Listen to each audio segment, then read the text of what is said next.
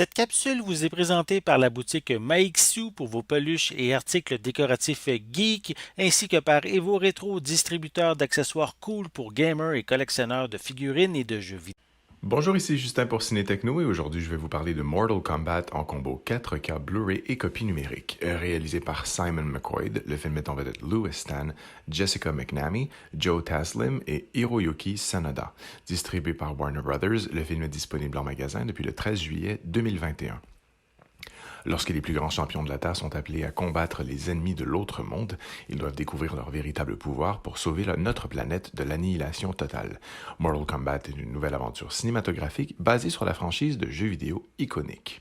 On va pas se mentir, ce reboot de Mortal Kombat ne restera pas dans l'histoire du cinéma comme le Star Wars du jeu vidéo. Loin de là.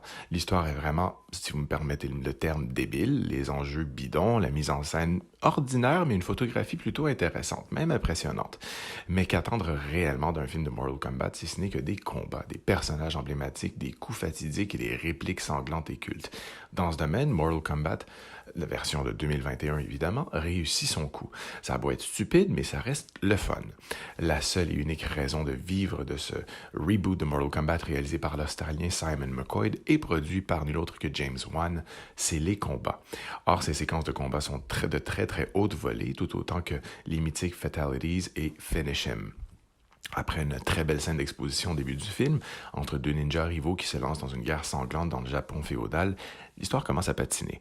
Heureusement, le casting s'y connaît visiblement en arts martiaux et n'a pas peur de donner des coups de pied.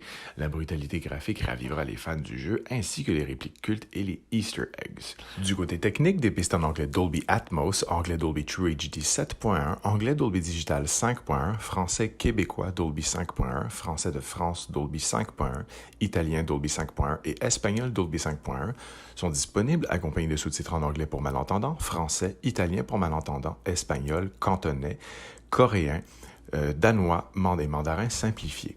Du côté des suppléments, on retrouve From Game to Screen, The Making of Mortal Kombat, qui est un segment d'un peu plus de 20 minutes sur des coulisses du film. Mortal Kombat Fan Favorite Character est une sélection de 11 segments qui se penchent individuellement sur les personnages emblématiques du film. Fight Choreography se penche bien sûr sur le travail exécuté derrière les scènes de combat. Intro the Crypt Easter Eggs of Mortal Kombat est un segment où le réalisateur explique chacun des trésors cachés du film qui font référence aux jeux vidéo. Anatomy of a Scene se penche sur l'envers du décor de certaines scènes clés du film. Enfin, 4 scènes supprimées ou allongées viennent clore cette sélection de suppléments. On regrettera bien sûr l'histoire un peu ordinaire ou un premier degré constant, un protagoniste aussi qui est assez fade, l'absence de Johnny Cage qui est réservé pour la suite. Je croise mes doigts pour voir Jean-Claude Van Damme dans le rôle du personnage, mais un peu plus âgé, ce serait intéressant, enfin j'espère. Visiblement, tout le monde s'implique à fond, mais sans vrai scénario, c'est un peu en vain.